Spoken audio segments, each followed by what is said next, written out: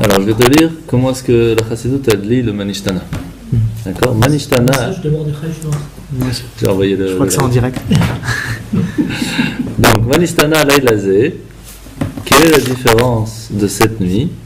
Galut Shenimshal et Laila, que l'exil est comparé à la nuit. Azé, celle-là, donc la dernière nuit, Mikol Alelot de toutes les autres exils qu'on a eu avant. Donc, quelle est la différence, cet exil que nous avons aujourd'hui par rapport aux autres exils d'avant? Chol Alelot Ananu Madvilin, dans toutes les autres nuits, on ne trempait pas, même pas une seule fois. De quoi on parle ici? Lashon Maruk Nikayan Vetahara, Lo Nikmar Ameruk Bahem, Ki Are Haya Achere Mot Galut. Dans tous les autres exils, même si en fin de compte on a réussi à se rendre pur, c'est-à-dire qu'on est sorti de l'exil, en fin de compte, c'était pas tout à fait bon. La preuve, c'est qu'on doit faire 2 fois, on ne trempait même pas une fois. C'est-à-dire que même si on rentrait au mikvé, on ne se trempait pas tout à fait à 100%. La sortie de l'exil n'était pas à 100%. La preuve, c'est qu'il y en a une autre après. C'est qu'on n'était pas au top, la sortie. Par contre, à l'Aïlazé, cette fois, lorsqu'on va sortir, c'est Shte Pe'amim. On va être pur 2 fois.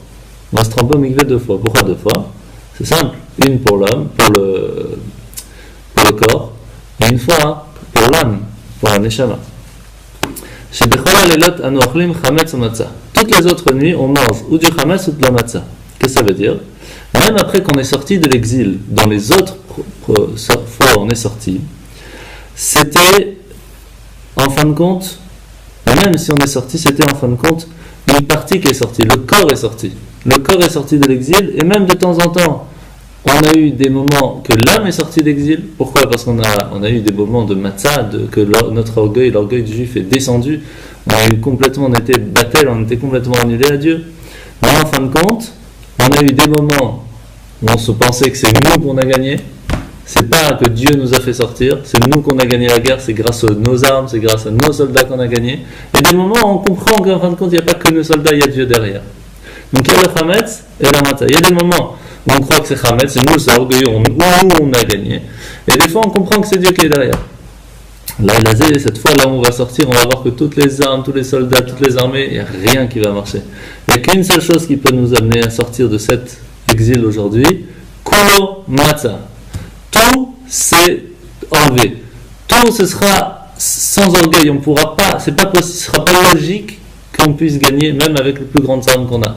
Ce sera qu'Hachem qui va nous sauver, et à ce moment-là, il n'y aura plus de mal sur terre du tout. Dans toutes les autres nuits, on mangeait plein de légumes, plein de légumes différents. Qu'est-ce que ça veut dire? Tout celui qui est jaloux des autres, cette jaloux, ça fait qu'on a plusieurs, je veux manger celui-là, et aussi celui-là, et aussi celui-là, et aussi celui-là. Ça, c'était dans les autres exils, et c'est ça qui nous a amené à être en exil. Mais cette nuit-là, après qu'on va sortir de cette nuit-là, Kulo Maror, il y aura une seule jalousie. Laquelle? La jalousie du tzaddik. La jalousie de pouvoir être jaloux, de vouloir être le mieux possible et le plus proche de Dieu possible. Il n'y aura que celle-là qui sera la plus importante. Toutes les autres, toutes les jalousies d'honneur, d'argent, de tout ce que tu veux, tout ça, ça va partir. Il n'y aura qu'une seule, de vouloir être le plus proche possible de Dieu.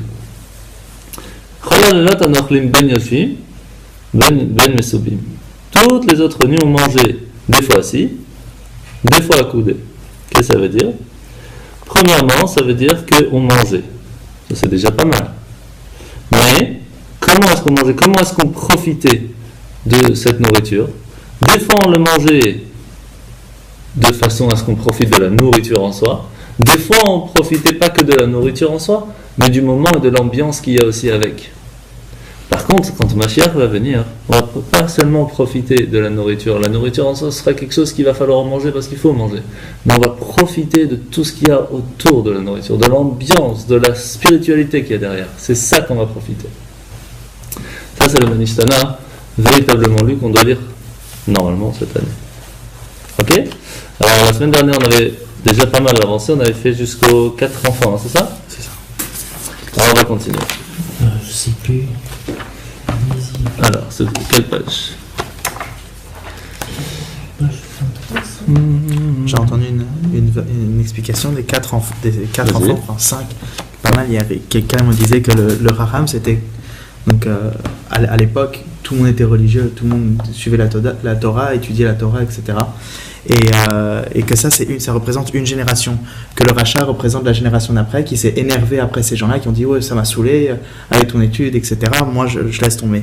Le Tam, c'est la génération encore suivante. Qui avait plus de connaissances. Voilà, qui a plus de connaissances. Celui qui ne s'est pas posé la question après, parce que aujourd'hui. c'est quand même perdu. Et puis le 5e, il est même plus là en fait. Ah ouais. Il est même plus là, le 5e. C'est une grande tréha tout ça. Alors, on est page 24 en bas. Mitrilat Avdei Avodazara. Au début, nos pères étaient esclaves en Égypte. Qu'est-ce que ça veut dire qu'ils étaient esclaves? Et qu'après, qu'est-ce qui s'est passé? Vershav, Karvanu, Amakom Lavadato, etc., etc. Et à la fin, on voit Varbe et Zaro, et Tel et Yitzhak, et en fin de compte, Avram, il a passé le fleuve. Qu'est-ce que ça veut dire il a passé le fleuve? C'est qu'il est devenu hébreu. Qu'est-ce que ça veut dire hébreu? Hébreu, c'est parce que comme il a passé le fleuve, alors il est devenu hébreu. Parce qu'en hébreu, le mot hébreu, on dit Abraham, il est ivri. Sa traduction en français, c'est hébreu. Mais ivri, ça veut dire passer, il a passé le fleuve. C'est-à-dire qu'il y avait le monde entier qui était de ce côté-là. Tout le monde pensait à l'idolâtrie, à leur plaisir, etc. Et lui, il était de l'autre côté du fleuve. Il était différent des autres. Et c'est ce qu'on appelle passer le fleuve ivri. C'est pour ça qu'on s'appelle les Hébreux, parce qu'on est différent des autres. Eux, ils pensent qu'à l'égoïsme, à penser à eux-mêmes, à leur plaisir personnel, etc. Nous, on ne pense pas à ça. On pense au plaisir qu'on peut rendre à notre Créateur. Ça, c'est l'histoire. Mais en fin de compte, par ça, parce que, comme je vous ai expliqué la semaine dernière avec l'histoire du roi qui a envoyé, etc., eh bien, il a mérité d'avoir Yitzhak. Et Yitzhak, il est mis dans un mot. Varbe et Zaro vaeten no et Yitzhak. Et il a agrandi sa descendance et il a donné Yitzhak. Il a eu un enfant qui va continuer à la descendance. Yitzhak, Hébreu lui dit qu'il a. Dit, je lui ai donné un qui va continuer. Non, Varbe. Yitzhak, c'était Arbe, c'était plein. Alors, en fait, de là, on voit première chose qu'il y a une grande différence entre la qualité et la quantité. Tu peux avoir plein, mais qu'en fin de compte, il n'y a pas de qualité derrière. Et une personne, mais qui a une qualité extraordinaire. Ça, c'est Yitzhak. Yitzhak, il a une qualité extraordinaire. De lui, il devait sortir normalement les 12 tribus. Mais il n'a pas mérité ça, parce qu'il était trop strict. Il y a plusieurs trucs, mais parce qu'il était trop strict avec ses enfants, il était trop droit. Et en fin de compte, il y a Yaakov qui en a profité à 100% et qui est devenu Yaakov, le père des 12 tribus. Mais ça, pour lui, c'était trop dur. Il fallait le prendre un peu différemment. C'est pour ça qu'on apprend de la Haggadah toutes les façons comment éduquer ses enfants. Tout donner, c'est pas bon. Trop strict, c'est pas bon. Il faut faire la part des choses. Alors, on voit que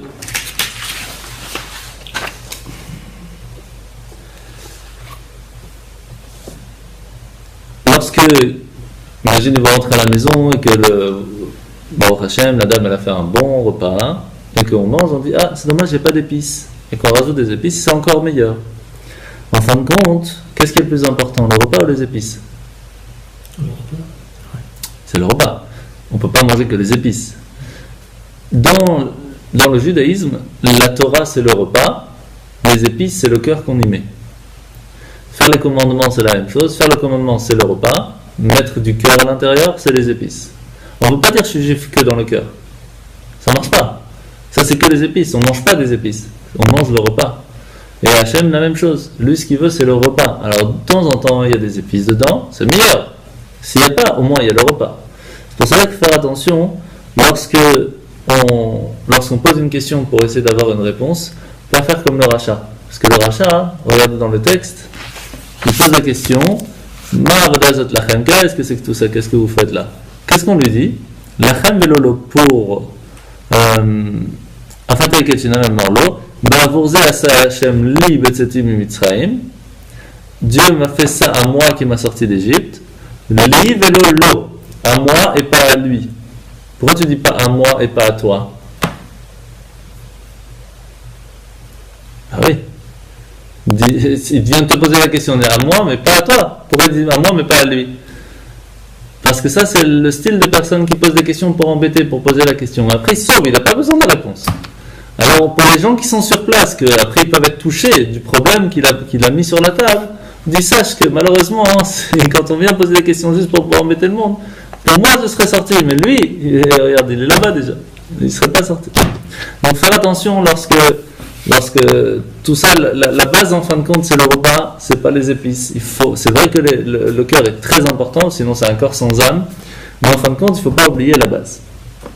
Et c'est pour cela que tous les matins, lorsqu'on fait la prière du matin de Shacharit, on prie pour l'éducation de ses enfants. Pourquoi spécialement le matin? Dans les autres aussi, mais pourquoi spécialement le matin? C'est très simple. Regardez les lettres du mot Shacharit du matin. Shin, c'est le She'eno Yodea Lishol. Chet, c'est le Chacham. Resh, c'est le Racha. Et Tav, c'est le Tam. Les 4 fils de la Haggadah sont dedans. Lequel il y a en plus dans Shacharit? Le Yud. Le Yud, c'est le 5e. Ça veut dire quoi, c'est le 5e? Le Yud, c'est la petite étincelle divine qui se trouve en chacun, qui n'est pas au Seder, mais qui a quand même une âme. Et celui-là, il faut prier aussi pour lui pendant le matin. Parce qu'on a chacun des enfants qui sont différents. Il y en a qui sont plus du côté comme ça. Il faut savoir déjà que quand on dit Chacham et Racha, c'est pas spécialement des enfants qui sont pas bien. Et ça, c'est une grosse erreur à ne pas faire. Un Chacham, c'est un enfant. Un Racha, c'est aussi un enfant. Mais il n'est pas encore Racha. Il peut être Racha, et le Chacham, il n'est pas encore Chacham. Il peut être Chacham. Un enfant, il n'est encore pas grand-chose. Il est en train de grandir. Et le problème, c'est qu'un enfant, il voit son enfant et il lui a déjà mis une étiquette. Ah, lui, c'est le Chacham, lui, on peut lui faire confiance et tout. Mais si on ne vient pas, on ne lui explique pas, on ne va pas derrière lui, peut-être qu'il ne va pas rester Chacham. Le Racha, si on lui met une étiquette, le pauvre, il n'a même plus envie d'entendre la réponse. Il va se sauver. Mais si on lui dit non, viens une seconde, tu n'es pas un Racha, tu es un Chacham, je ne te mets pas cette étiquette sur toi. Je sais qu'il y a des enfants qui sont des fois plus difficiles à éduquer, des fois qui vont faire plus de bêtises, qui sont plus attirés à faire des bêtises. Alors il ne va pas être Racha. Et c'est pour cela qu'on lui dit, moi je serai sorti d'Égypte, mais reste là, je vais te montrer quelqu'un. Tu vois lui là-bas, qui n'a pas voulu écouter. Tu vois ce qu'il est là? Alors fais attention à ne pas être comme lui. C'est pour ça qu'on lui dit, on ne lui dit pas, toi tu ne vas pas sortir d'Égypte. Lui là-bas qui fait la même chose, donc ne fais pas comme lui, parce que sinon toi aussi, tu pourrais faire ça comme ça. C'est pour ça que l'éducation des enfants, on apprend énormément sur la Haggadah de Pessah. Sur ça, il y a une petite parabole, une petite histoire. Je l'ai vu tout à l'heure. J'ai oublié, c'est pas grave. Oui, c'est le fils qui voit que son père est alcoolique. Et au bout d'un moment, c'était trop difficile. Qu'est-ce qu'il fait? Il attrape son père, pour son bien, il l'enferme dans une chambre. Au bout de quelques semaines, il commence déjà à aller un petit peu mieux. Il le sort et il l'amène quelque part. Où est-ce qu'il l'amène? Dans un endroit où il n'y a que des alcooliques. Et il lui dit, regarde, tu vois le monsieur là qui se couche par terre, qui est en train de se rouler par terre dans la boue? Regarde ce que tu étais, regarde ce que tu peux devenir si tu continues à boire. Qu'est-ce qu'il fait le père? Écoutez bien le plan. Il va voir cette personne et lui dit, mais qu'est-ce que tu as bu pour pouvoir arriver à un tel bon plaisir de te rouler comme ça? Il dit, mais tu comprends pas pourquoi je t'amène ici, pour que tu comprennes ce qu'il ne faut pas faire, d'où tu peux arriver. Et toi, tu lui demandes comment arriver. Elle va arriver à ça. Il dit, oui, mais toi, tu penses à mon paradis, mais mon paradis, c'est ça. Le problème, c'est que tu peux habituer la personne à beaucoup de choses, mais tant qu'à l'intérieur de la personne, il n'a pas changé d'avis, c'est très difficile. Et ça, il faut commencer quand on est petit. Parce que lorsqu'on est grand, il pense que son paradis c'est quelque chose, et pour le changer d'avis, alors là, mon grand, c'est une grosse galère. C'est beaucoup plus difficile. C'est pour cela que dans chaque enfant, on dit Echad Chacham, Echad Racha, Echad Tam, Echad She'eno Yodea Lishol. Prends dit Echad à chaque fois. Chacun est différent, chacun a une singularité différente. Mais surtout, le mot Echad, c'est la valeur numérique de 13. C'est un enfant qui est bar mitzvah. Jusqu'à la bar mitzvah, tu peux encore le manier. La bar mitzvah, ils ont des questions dures comme celle de la Haggadah. Et là, tu as intérêt à gérer direct. Ne crois pas qu'avant la bar mitzvah, tu peux gérer, mais après la bar mitzvah, tu le laisses faire ce que tu veux. La Haggadah, elle t'apprend qu'après la bar mitzvah, si tu le laisses faire, regarde ce qui s'est passé avec Esav. C'est pour ça qu'on parle d'Esav. Parce que Esav, il a appris à la yeshiva jusqu'à 13 ans, comme Yaakov. Yaakov et Esav, ils ont appris ensemble à la yeshiva jusqu'à 13 ans. À 13 ans, c'est là qu'il est parti chasser. Et là, il n'y a pas eu d'éducation derrière. Il n'y avait pas eu assez de dureté. C'était pas assez strict. Parce qu'il s'est dit, ça y est, 13 13 ans, il est grand, il prend ses responsabilités, il est adulte d'après la Torah. Non, on n'a rien compris. À 13 ans, c'est le moment où il faut l'éduquer. C'est le moment où il faut lui montrer. Parce qu'à 13 ans, c'est encore un enfant, il vient de recevoir son bon penchant. Pendant 13 ans, il a vécu qu'avec le mauvais penchant. Le bon penchant d'un enfant jusqu'à 13 ans, ce sont les parents. Les parents s'en vont, et il reçoit un nouveau, il ne le connaît pas. Le mauvais penchant qui est tout le temps là, il dit ok, tes parents, c'est une chose, ça, on a l'habitude maintenant, sinon ça ramasse une, des fois je connais. Mais lui, il vient d'arriver, qu'est-ce qu'il vient me parler maintenant, ce bon penchant? Là, oublie-le. Les parents de 13 ans à 20 ans doivent apprendre à l'enfant à écouter son bon penchant. C'est ça l'éducation de 13 ans à 20 ans. Pourquoi il y a une différence? C'est pour cela qu'il faut faire attention à ne pas faire cette erreur. Les 4 enfants, ils ont 13 ans tout juste, et ils posent des questions, il faut leur répondre. Et celui qui, même pas qui pose la question, il faut aller le voir et lui répondre. Parce que c'est là que tout se joue. Alright?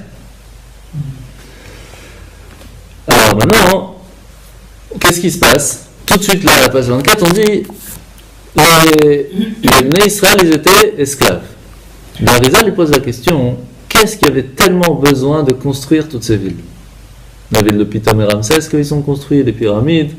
En plus, malheureusement, ce qu'ils ont fait les Égyptiens, c'est qu'ils ont fait construire des endroits sur des endroits marécageux. Ce qui fait que tu imagines, tu construis 10 étages de pierre, le lendemain, tu n'en as que 5. Donc pourquoi ils faisaient ça? Parce que la pire chose qui peut arriver, c'est quand tu fais travailler quelqu'un, qu'à la fin tu lui dis, bon, tout ce que tu as fait, oublie, on recommence.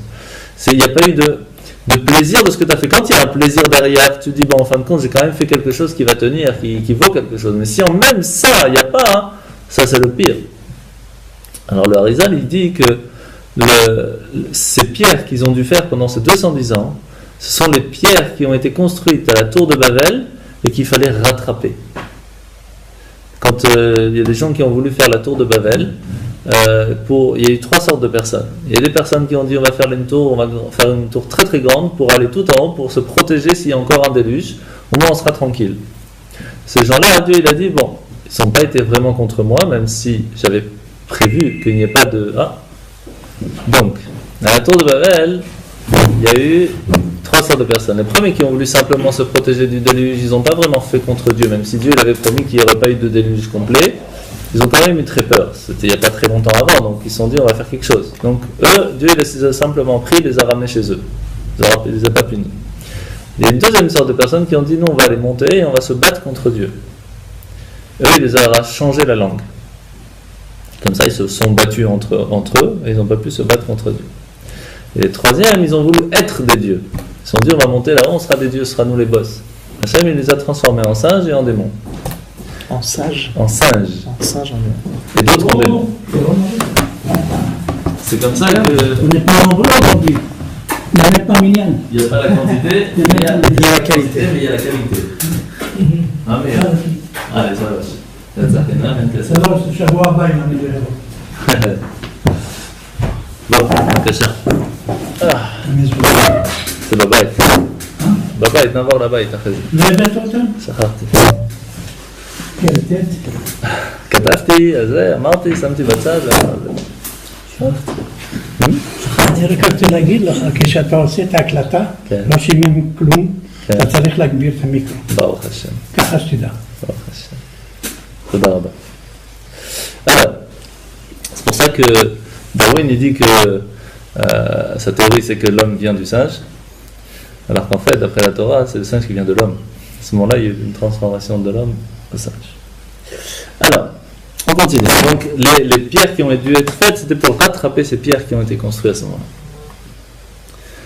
Maintenant, on va continuer. On va parler de la suite à la page 25. Page 25 tout en haut.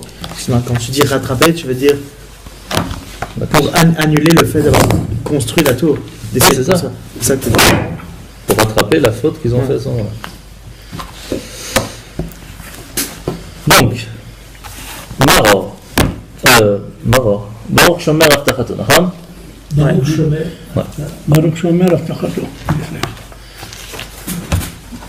את הנסיעות שעשיתי לישיבה. זה בלייב, כולם שומעים אותו. לא, כולם שומעים. אחרי זה נדבר. הנה אני אשכח. לא תשכח. ברוך שומר הבטחתו לישראל, ברוך הוא שהקדוש ברוך הוא חישב את הקץ לעשות כמה שנאמר. Donc, et à la fin, c'est écrit que qu'au début, Kadosh Baruch Hu nous a envoyé 210 ans où ça, en Égypte pour travailler. Et que c'est pour cela qu'on prend la matzah de Yachatz. La matzah, quand on fait Yachatz, laquelle on prend, celle de la première, la deuxième ou la troisième? Là, Quand on coupe la matzah en deux, c'est laquelle? La Celle du première? milieu. Celle du milieu. La deuxième? deuxième. Alors la première c'est celle de Abraham, la deuxième c'est celle de Yitzhak, la troisième c'est celle de Yaakov. Pourquoi on prend celle de milieu, celle de Yitzhak? Parce que Yitzhak, dans la Torah, on l'appelle, deux fois on l'appelle Yisrak, avec un sin. Qui enlève les trocs. Pourquoi? Quand on fait la valeur numérique de Yitzhak et de Yisrak, la différence entre les deux c'est 210. C'est pour les 210 ans d'esclavage qu'il y avait là-bas. Et donc on coupe en deux, on casse cet esclavage. Et Yitzhak, c'est Gvura, c'est la sévérité. Donc on casse cette sévérité. C'est pour cela qu'après on va prendre les 5 forces de sévérité et on va les cacher. C'est ça la ficomane. Donc dans la ficomane, lorsqu'on va prendre le grand morceau, on va casser en 5. Ni en 6, ni en 4. On doit mettre 5 seulement dans la ficomane parce que c'est par rapport à Yitzhak. Mais après qu'on est sorti d'Égypte, on est sorti Bechouch Gadol avec plein de Richesse. Vous êtes sûr de ça? Quand on est sorti d'Égypte, on n'est pas spécialement sorti avec beaucoup de richesses. Après qu'on est sorti d'Égypte, qu'on est arrivé après la mer Rouge, à ce moment-là, ils ont eu plus de 10 fois plus que ce qu'ils sont sortis. Par contre, quand on est sorti d'Égypte, c'est écrit Vegam Erev Rav ala Otam. Les Erev Rav, c'est les Égyptiens qui ont vu les miracles en Égypte. Ils ont dit nous aussi on veut venir avec vous. Eux sont venus avec les Bnei Israël. Pourquoi ils s'appellent Erev Rav? Rien à voir. Erev, c'est plutôt la nuit, c'est le soir. Et Rav, c'est beaucoup. Il y a beaucoup de nuits. Beaucoup de nuits sont repartis avec les Juifs. Ça ne veut rien dire. En fait, il faut savoir que lorsque Hachem il a créé le monde, c'est comme une sorte de grand tuyau comme ça, il a envoyé sa lumière et de plus en plus le tuyau est petit pour arriver jusqu'à chez nous parce que sinon s'il y a une lumière divine qui vient ici, ça explose. Malheureusement, il y avait un tuyau qui s'appelait Tohu. C'est pour ça qu'au tout début de l'histoire, il y a eu Tohu Vavou, il y a eu un Tohu Bohu. En fait, la Kabbale elle explique que c'était un tuyau qui s'appelait Tohu. Et ce tuyau il a explosé. Ils sont battus. Hein? Parce que les 10 attributs sont battus. Non? Ouais, il y a plein d'histoires. Ouais. Hein? Et donc ça a explosé. Et ce tuyau-là, c'est une image. J'essaie de vous expliquer parce qu'en spirituel, c'est pas évident à expliquer, mais c'est une image. Et donc ce tuyau a explosé. Tous ces petits morceaux de tuyaux sont partis dans le monde. Disons qu'il y en a à peu près 400, d'accord, 400 morceaux, à peu près, hein, pour vous donner une idée. Il y avait 200, plus c'est noir dans le monde, plus il y a de l'obscurité, de la difficulté, plus il y a de l'immoralité, etc., plus il y a de la lumière derrière à aller chercher. Parce que là où il y a la lumière, le sable et l'obscurité se mettent dessus. Donc plus le pays est immoral et pas bon, plus à l'intérieur il y a de la lumière. La Belgique alors On est au top. D'accord? Toujours au top ça là. Et donc, l'endroit le pire qu'il y avait au temps des Hébreux à ce moment-là, c'était l'Égypte. Lorsqu'ils sont sortis d'Égypte, après 210 ans d'esclavage, ils ont réussi à faire remonter avec eux combien d'obscurité? Erev, Rav, beaucoup, mais Rav c'est Resh Bet, 202. Plus de la moitié du travail qu'on doit faire depuis 2000 ans, c'est seulement la moitié de ce qu'ils ont fait en 210 ans là-bas. Vous imaginez? Et pourtant ils sont descendus très bas là-bas quand même. Mais ils ont réussi, par cette difficulté, par ces souffrances, par tout ça, à faire changer et raffiner énormément de choses. C'est pour cela qu'à la fin on dit ils sont sortis avec une grande richesse. Imaginez, on vous dit, tu as le choix entre vivre tranquille, peut-être pas super riche mais tranquille, pour toi, tes enfants, tes petits-enfants, tout va aller tranquille. Ou alors tu choisis que toi, tes enfants, tes petits-enfants, pendant 210 ans, vous allez être esclaves, mais une tuerie pas possible, et après 210 ans, vous allez sortir hyper riche. Tu vas ou tu vas pas? Tu rêves? Jamais. Lorsqu'Hachem dit à Abraham, pas 210 ans, 400 ans, tes enfants vont aller en Égypte. Qu'est-ce qu'il dit? Ça va, ok. C'est pour ça que les Juifs ne prient pas à Abraham en Égypte. Ils prient à Yitzhak, ils ne prient pas à Abraham. Ils ne prient pas non plus à Yaakov. Pourquoi? Parce que Yaakov, c'est lui qui est descendu. Donc, ils prient que Yitzhak. Quand on voit dans le texte, dans la Torah, ils prient surtout à Yitzhak. Moshe va parler après pour Abraham, Yitzhak, Yaakov, mais les Juifs, à ce moment-là, ils vont prier que pour Yitzhak. Mais en fin de compte, Yaakov aussi, il ne voulait pas descendre en Égypte. Parce qu'il savait qu'ils allaient après être esclaves. Il a dit non, je vais essayer de voir que je ne fais pas comme ce que Hachem il veut. Hachem lui a dit, pense que tu veux, mon grand. Regarde, et comment est-ce qu'il a su qu'il est quand même descendu? Lorsque Yosef il lui a dit, regarde, t'as pas voulu descendre en Égypte, regarde ce qui s'est passé. Mes frères m'ont vendu pour que je sois où? En Égypte. De là, je suis devenu vice-roi. Il a fait l'abondance et la famine pour que après, quand il y a la famine, tous les autres greniers de tout le monde entier ont pourri, sauf un, celui de Yosef. C'est qui? Celui de Yosef. Pourquoi? Pour qu'il puisse vendre cette nourriture à un prix extraordinaire, que l'argent du monde entier est parti jusqu'en Égypte et donc a été amassé en Égypte. C'est comme ça qu'ils sont devenus super riches, les Égyptiens, à ce moment-là. Pourquoi? Pour que quand ils vont sortir 210 ans plus tard, ils vont ressortir avec plein de richesses. Donc il a dit à son père Yaakov, cherche pas à aller plus loin que Dieu. Cherche pas, c'est déjà prévu. Donc te prends pas la tête, viens, profite au moins du moment où on va se voir. C'est comme ça qu'il est descendu. Mais ça reste très difficile, très difficile. La seule raison pourquoi est-ce qu'ils ont dit ok, on y va, c'est ni pour l'argent, c'est ni pour le profit, pour ça c'est pas le plus important. Ils savaient que la but, pourquoi est-ce qu'on est venu dans ce monde, c'est pour aller dans les endroits qui sont peut-être difficiles, où il y a de l'obscurité, et sortir la lumière de cette obscurité. C'est ce qu'on doit faire entre chacun d'entre nous. On a tous une part extraordinaire en nous. Une singularité qui est différente chacun d'entre nous, qui donne la raison pourquoi on est dans ce monde aujourd'hui. Si on va chercher chez chacun, on lui fait ouvrir son cœur et son âme et cette lumière qu'il a à l'intérieur de lui, il peut tout devenir. Et c'est pour cela qu'on en parle de ça dans la Gadat Pessah. Et c'est pour cela que la Gadat Pessah, ça parle pour les enfants, pour l'éducation des enfants. Parce que pour un enfant, tu as des enfants faciles que tu vois cette lumière. Tu as des enfants que tu vois pas cette lumière. Ils sont bougeons, il y a des problèmes, ils n'ont pas des bonnes notes, etc. Chez eux, la lumière est beaucoup plus grande. Tu peux arriver à un potentiel et une réussite beaucoup plus grande chez eux. Pourquoi? Parce que là où il y a l'obscurité, là où il y a les difficultés, c'est là qu'il y a la plus grande lumière. Mais, l'aide. Ah oui, sauf que... c'est ça.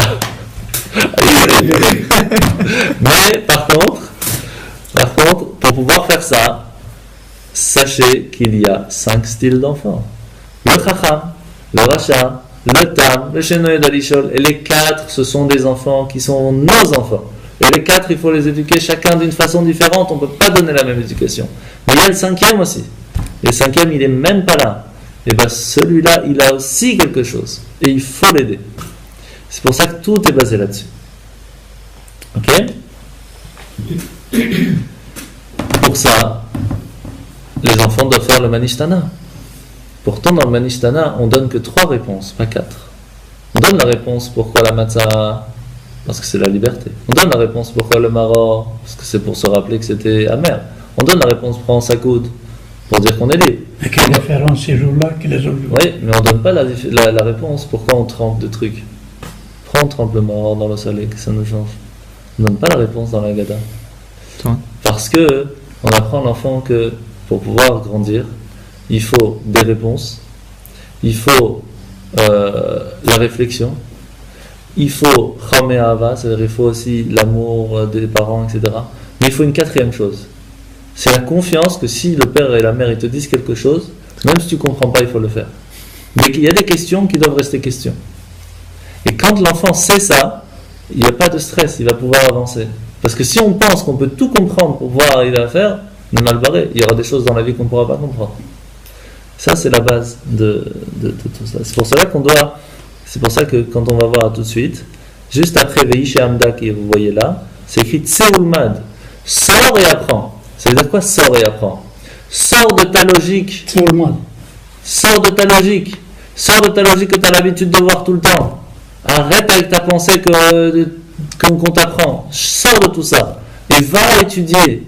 En général, c'est l'ignorance. Lorsqu'on pense quelque chose, on dit ouais, c'est toujours comme ça marche comme ça. Sors, fais stop, mets de côté.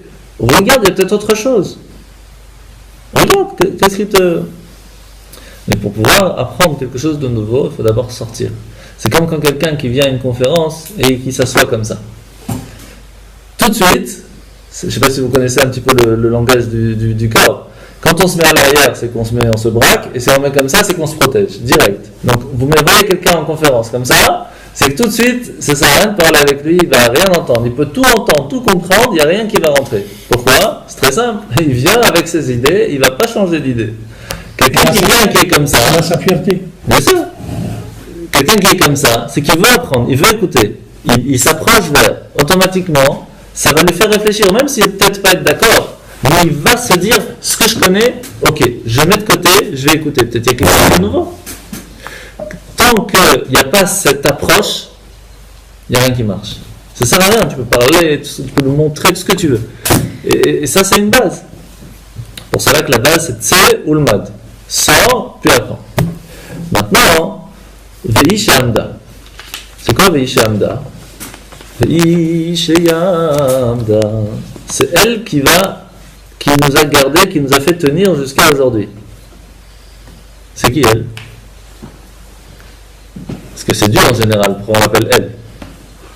On aurait dit Ve'ush Amad Lano. C'est lui qui nous a tenus jusqu'à aujourd'hui. On va regarder la traduction. Ve'ish Amda Lavotenu Velano. C'est elle qui nous a fait tenir à nous, à nos pères. C'est lo echad bilvad amad alenu lechalotenu. C'est pas que un qui a essayé de nous tuer et de nous anéantir. Chez Bechol Dor Vador, dans chaque génération, on dit alenu lechalotenu. Il y a toujours quelqu'un pour essayer de nous tuer. Qu'est-ce qui se passe? Akadosh Baruch Hu matzilenu miadam. Hachem, il nous sauve de leurs mains. Tout le temps. Alors, premièrement, c'est qui Ve'i? C'est qui et elle? On ne parle pas d'Hachem ici. Elle, on parle de la promesse que Hachem a fait à Abraham, Yitzhak et Yaakov en leur disant, ne vous inquiétez pas, je gère. Ça, c'est la promesse. Qu'est-ce qui fait que, comment on peut faire, nous, que cette promesse fonctionne pour nous? Parce qu'il a fait une promesse à nos ancêtres. Comment on peut faire pour que cette promesse fonctionne? C'est de donner la Torah à nos enfants, c'est ça? Alors comment? C'est simple. VI, le Vav, c'est 6. C'est pour les 6 livres de Mishnah. Étudier les lettres de comment faire les commandements. He, c'est les 5 livres de Chumash, la Torah tout simplement. Le Yud, c'est les 10 commandements. Et le Aleph, c'est Echad, c'est Dieu, c'est la Emunah, la croyance en Dieu. Lorsque on a tout ça, alors c'est bon. Une seconde. Donc dans toutes les générations, qu'est-ce qui nous a véritablement soutenus? C'est la Torah en fin de compte. Vous pouvez voir ça, c'est pas très compliqué. La Torah, c'est ce qui nous a toujours soutenus. Vous pouvez voir dans toutes les autres, les Grecs, les Romains, les Égyptiens, tout ça, il reste plus rien. Même chez les Grecs, qui avaient quand même une sorte d'intelligence, de réflexion, etc., qui reste encore aujourd'hui, les Grecs en soi, il n'y a plus rien. Pourquoi? Parce que c'est une fois, on a posé la question à Platon, on lui a dit, comment c'est possible que tu fais telle bêtise alors que toi-même tu dis que c'est pas bien? Il dit, quand je parle en tant que Platon. Mais quand je suis moi, je suis moi. Qu'est-ce que ça veut dire? La sagesse, c'est une chose, mais moi, c'est une autre.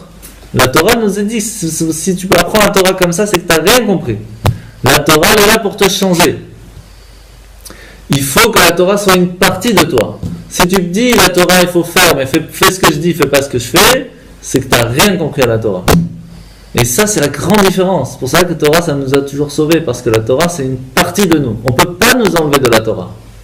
C'est une partie de nous. C'est la grande différence. C'est pour ça que c'est ça qui nous a sauvés. Mais après, qu'est-ce que c'est écrit? Et là, chez Bechol, Dor, Vador, dans chaque génération. Pourquoi c'est écrit Dor, Vador? Dis chez Bechol, Dor, dans chaque génération. Génération. Hein? Génération. Mais pourquoi? Dor, Vador. Pourquoi on ne dit pas Dor? C'est Bechol, Dor, on explique. Parce qu'il y a deux sortes de personnes qui ont voulu nous tuer. Ceux qui ont voulu nous tuer le corps, ceux qui ont voulu tuer notre âme. Et dans chaque génération, il y a ou l'un ou l'autre, mais il y a toujours eu quelqu'un. Là, on est celui qui veut nous tuer le corps, c'est ça? Là, j'en sais rien. Là. C'est un peu tout. C'est la dernière, c'est la plus dure. Vous égorgez l'âme, c'est ça? C'est ça. Tout ce qu'ils peuvent trouver, et donc, il y a toujours eu quelqu'un dans chaque génération qui a essayé de nous enlever la vie, que ce soit la vie spirituelle ou la vie physique. Pourtant, on voit qu'à ce moment-là, lorsqu'on fait ça, on doit prendre le verre de vin dans la main droite. Toute la Gada, on ne doit pas prendre le verre de vin dans la main droite. Sauf pour cette petite partie. Ve'ishanda, on lit pas Ve'ishanda si on n'a pas le verre de vin dans la main. Pourquoi? En général, pardon, on prend toujours dans la main droite. Quand Oui, tu vas- d'accord. Mais quand tu fais quand tu fais la- Oui, quand tu fais la Geffen, quand tu fais le Kiddush, mais Mais lorsque pendant tu la lis la Haggadah, C'est la main gauche, à chaque non, fois. on prend pas Bichlal, on prend pas le verre de vin. Jamais. Non, jamais. Quand tu fais Manistana, tu prends le verre de vin. Ah non, mais il y a des parties où on doit soulever le verre de vin et avant de Juste boire. au début et la fin, c'est tout. Juste avant de boire. Oui, Quand tu avant fais de boire, mais ça, voilà. c'est pour le Kiddush, c'est quand tu fais la bénédiction du vin. Mhm. Mais quand tu lis la Haggadah, le texte de la Haggadah, tu prends jamais le verre de vin dans la main. Ok. Le seul moment, c'est lorsqu'on dit Veshamda. Pourquoi? Quand on fait Veishamda. Pourquoi? Parce que quand on fait Veishamda, on rappelle qu'il y a toujours quelqu'un qui a voulu nous déraciner, nous greffer, nous mettre différents, nous apprendre des choses différentes, nous faire faire des choses différentes, nous enlever, nous déraciner de Dieu et de la Torah. Le seul arbre qu'on ne peut pas greffer, c'est le raisin. Prenez une vigne, c'est comme ça. On ne peut pas Non, savoir. il y a des raisons. C'est Faut pas juste physique. là, pas date, faut pas autre chose. Ça marche. Tu prends une branche de date, tu la mets dans un autre, ça fonctionne, ça marche. Tu prends tous les arbres possibles et inimaginables, À part ça Mais fonctionne. pas ça ça. marche. c'est-à-dire que tu le mets dans un autre arbre et il va s'accrocher à ses racines, Ah, c'est vrai ouais, ça s'appelle une greffe, Ouais. comme avec des humains, une greffe Ouais. avec un arbre, ça marche. Mais le seul arbre qui ne va pas se greffer, qui ne va pas fonctionner, c'est le vin, la vigne. Il a fait. Pourquoi? Parce que lorsque on continue à être dans le chemin de la Torah, et tant qu'on est juif, pas de stress. On ne peut pas nous déraciner, on ne pourra pas nous greffer, on ne peut rien faire du tout. Par contre, si nous-mêmes on se déracine, ça c'est un autre problème. Mais en tout cas, on ne peut pas.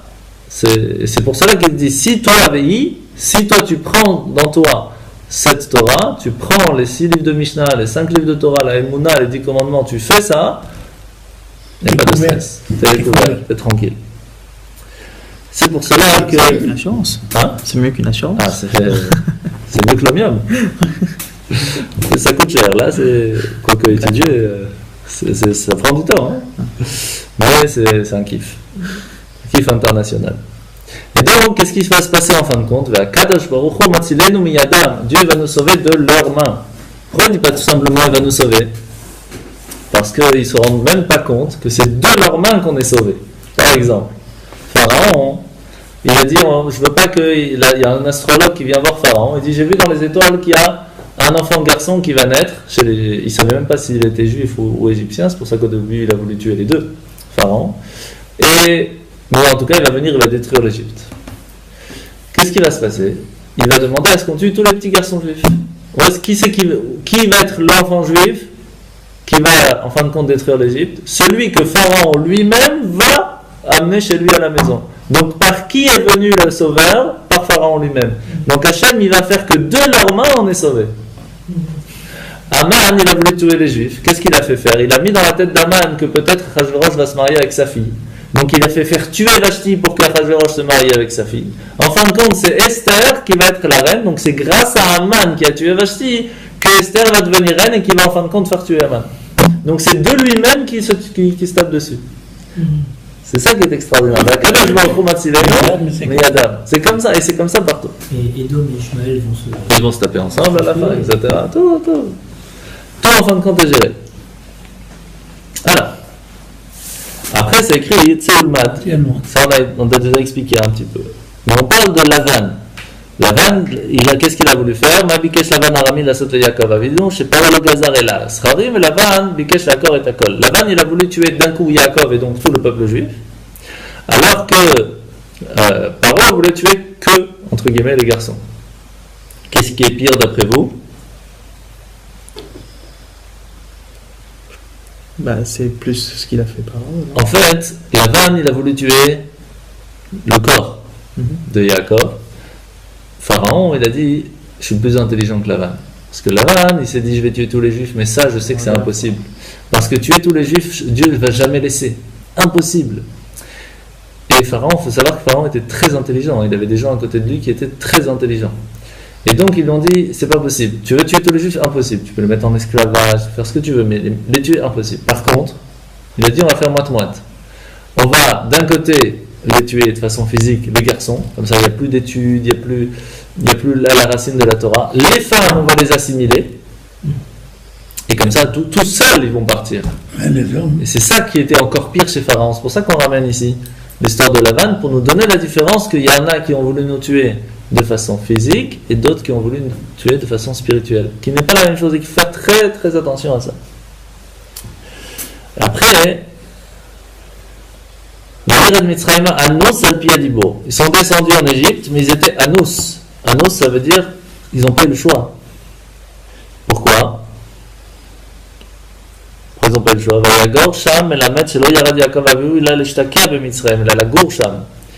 Que lorsque Yaakov il est parti pour s'installer, est-ce qu'il est parti pour s'installer pour habiter ou pour simplement être encore un étranger là-bas?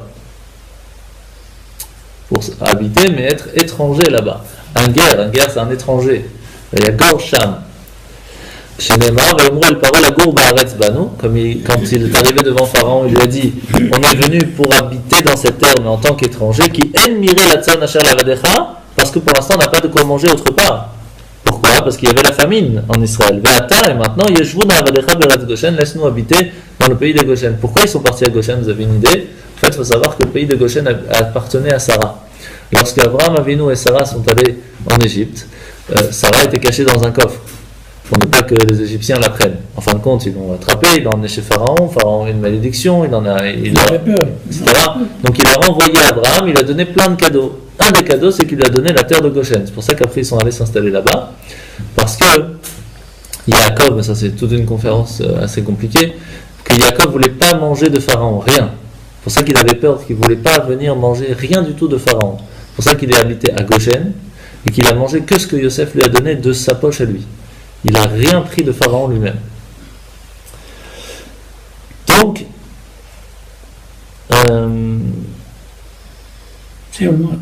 ouais. Donc, qu'est-ce qui va se passer? Ils étaient Anos al Piadibo. En fait, ça nous rappelle un petit peu le chemin que notre âme elle fait dans le corps aussi. Quel est le chemin que l'âme elle fait dans le corps?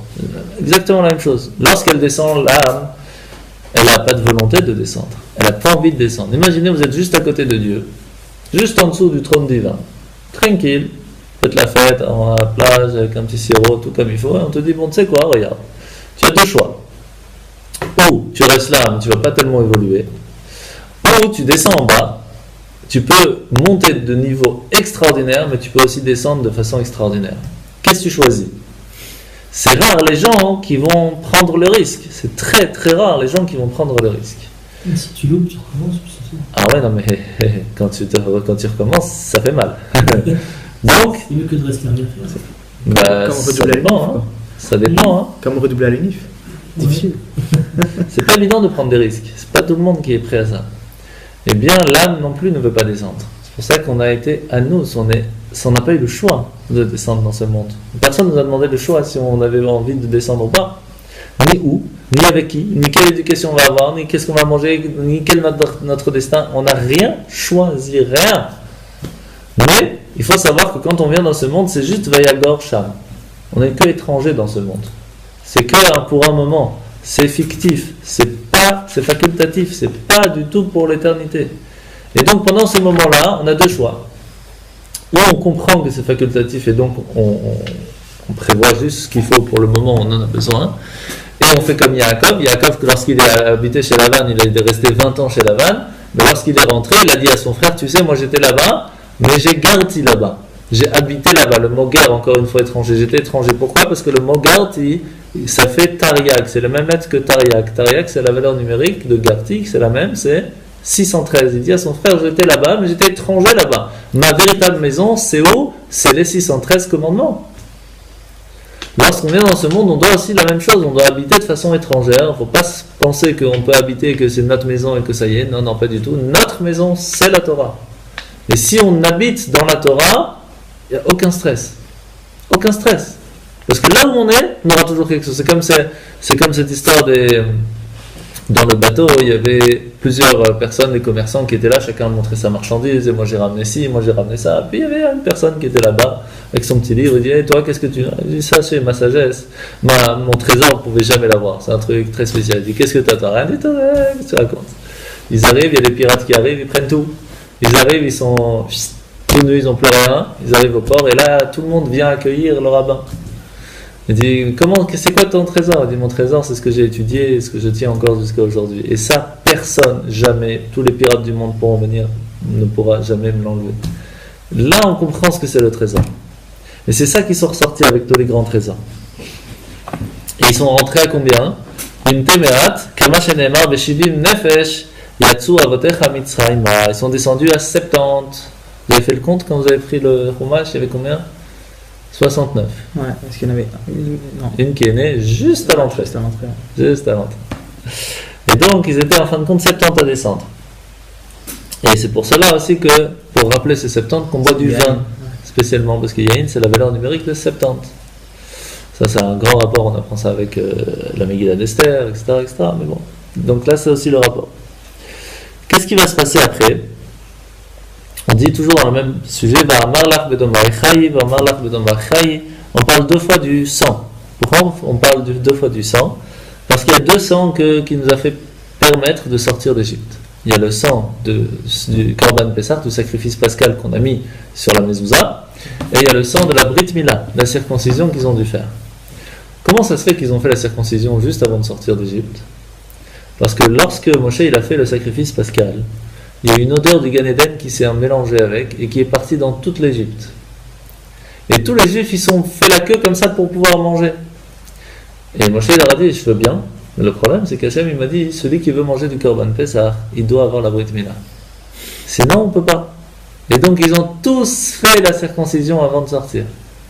Donc, imaginez le lendemain matin, la douleur, en sortant d'Égypte. Vous savez, quand on regarde les films, ils sont tous bien et tout, ils sortent, c'est magnifique, ils chantent et tout, rien du tout.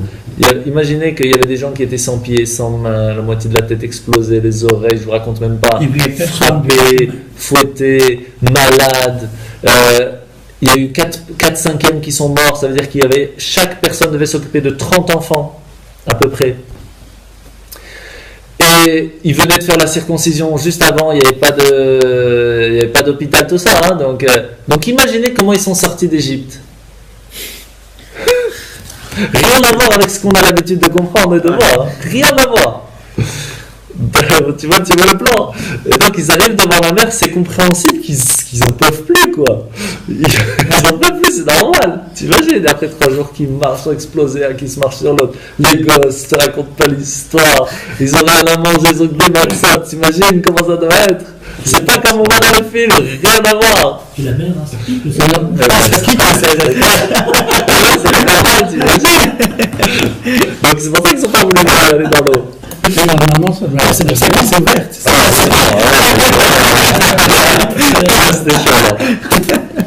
Normalement, ça doit être la joie qu'ils ont trouvé la liberté. Malgré,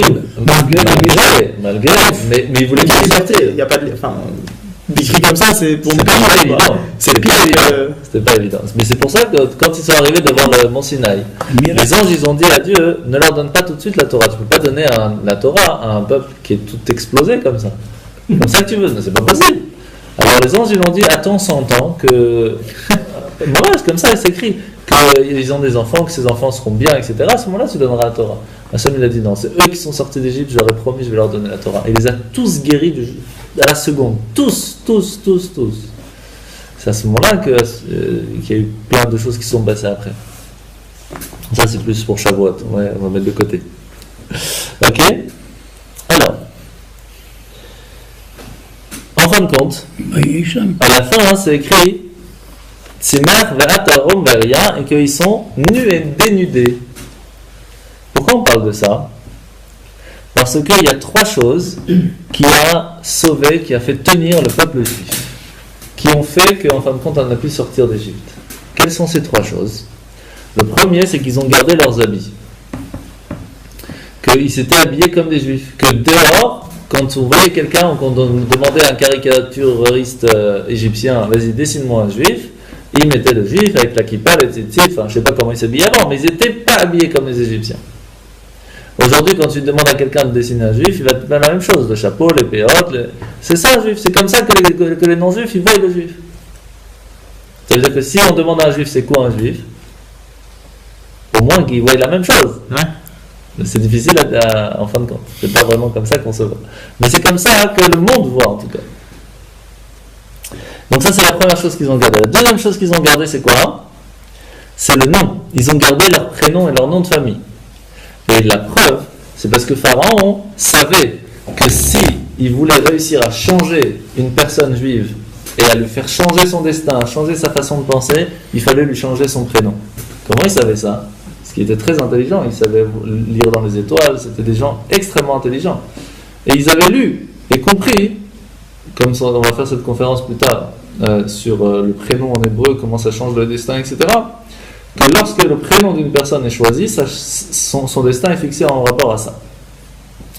Pharaon, lorsqu'il a mis Yosef en tant que premier vice-roi, il a dit, tu t'appelleras plus Yosef, tu vas t'appeler Tzafnat Paneach.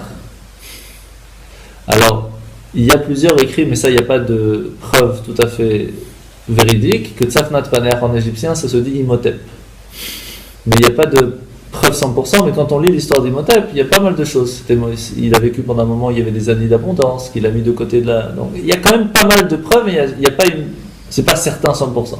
Mais qu'est-ce qu'il a voulu faire, encore une fois? Il a voulu tout simplement changer son prénom. Les Juifs, ils ont dit, tu veux essayer de changer le prénom d'une personne, tu veux changer notre destin, tu rêves. On est Juifs, on garde nos habits et on garde notre prénom. Parce que le prénom, c'est ça le plus important, parce que c'est de là que, par le prénom, que la personne reçoit sa force spirituelle directement de Dieu. C'est pour cela qu'il est très, très important de monter à la Torah au moins une fois par mois. Pourquoi? Pour qu'une fois par mois, on reçoit et on appelle la personne par son prénom en hébreu, fils du nom de son père. C'est pour ça que c'est très important d'être appelé à la Torah une fois par mois. Zé Mashemevi Bracha. Et c'est pour ça que c'est important d'appeler les personnes par leur prénom en hébreu. Chaim. Chaim. Chaim. Yosef. Ah oui, la lumière. Meir. Et donc c'est très important d'appeler par son prénom en hébreu parce que c'est de là que vient la bénédiction. Et la troisième chose c'est quoi? C'est qu'ils ont gardé la langue hébreu. Ils ont gardé la langue sainte. Alors attention, hein, l'hébreu qu'on a aujourd'hui, ce n'est pas la langue sainte. C'est une partie de la langue sainte, c'est une grande partie d'araméen et une petite partie qui est un petit peu prise de la langue française, du latin, de l'anglais, etc. Mais la langue sainte, celle de la Torah, ce n'est pas la même. Hein. Si vous savez parler hébreu, c'est pas sûr que vous comprenez le chumash, et si vous comprenez le chumash, c'est pas sûr que vous savez parler hébreu. Je suis arrivé la première année en Israël, j'avais 20 ans à peu près, et on m'a demandé de faire un discours. J'ai fait un discours en langue sainte, je peux vous dire, rien à voir. Hein. Ils sont bien marrés, hein, parce que je ne savais pas parler hébreu, je savais parler l'hébreu de la Torah. Donc, bon, ils ont compris, mais c'est pas la même chose. C'est un autre commencement. Il fallait bien apprendre quelque part, hein, il fallait bien commencer par quelque chose. C'est un bon commencement, après on oublie parce qu'on parle normal. Mais c'est pas la même chose. À place de dire Ani Omer, c'est Vayomer. Tu vois, il y a beaucoup de choses qui sont très liées, c'est normal, c'est la même langue, mais c'est pas la même chose. En fait, qu'est-ce qu'il a fait Pharaon? Il les a fait travailler très dur et il leur a enlevé le Shabbat. Pourquoi il leur a enlevé le Shabbat? Et après c'est Moshe qui va le remettre. Pourquoi il leur a enlevé le Shabbat? Parce que quand pendant toute la semaine on est occupé, travail, galère, famille, etc., c'est très fatigant. Mais lorsqu'on a le Shabbat qui nous repose, pas seulement physiquement, mais même moralement, spirituellement, on se retrouve tous ensemble, on est bien, ça nous montre qu'en fin de compte il y a un but dans tout ce qu'on a fait. Et si on n'a pas le Shabbat, on se rend compte qu'on fait que travailler, mais pourquoi en fin de compte? Qu'est-ce qu'on fait ici? On est né pour travailler simplement. C'est un petit peu ce que le monde d'aujourd'hui essaye de faire. Que les gens ils viennent, ils travaillent, et qu'il y en a là-haut qui ramassent tout l'argent, eux ils kiffent. Et tous ceux qui sont en bas, entre guillemets, il n'y a rien. Le peuple juif, il a toujours été contre ça. Travail, c'est bien, mais c'est pas le but. Shabbat, c'est le but. Il y a un moment, tu stoppes le travail, oublie. C'est le monde s'écroule, ça là. Pour l'instant, c'est pas le plus important. Le plus important, Shabbat.